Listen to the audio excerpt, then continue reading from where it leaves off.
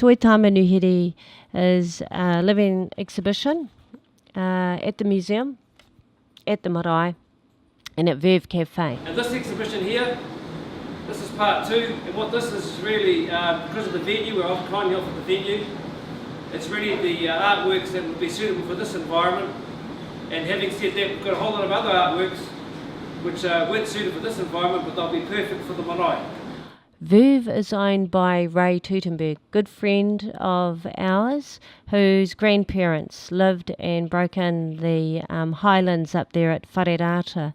So we have used the Verve space to create a platform for young emerging artists, an opportunity for them to exhibit, but also to sell their works, especially over the Christmas holiday break when a lot of people will be coming into town.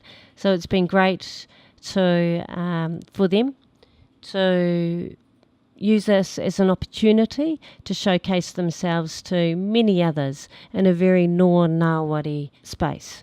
Everybody knows what I do as a power meter reader, and I cover every road in Aotearoa, and these are the ones that were familiar to me when I was growing up back in Waitangi, and I was born in Waikato Bay, and so these are familiar places to me.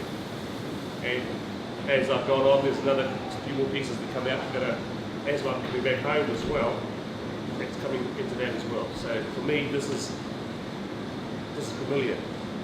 So that's it. This is my familiar place.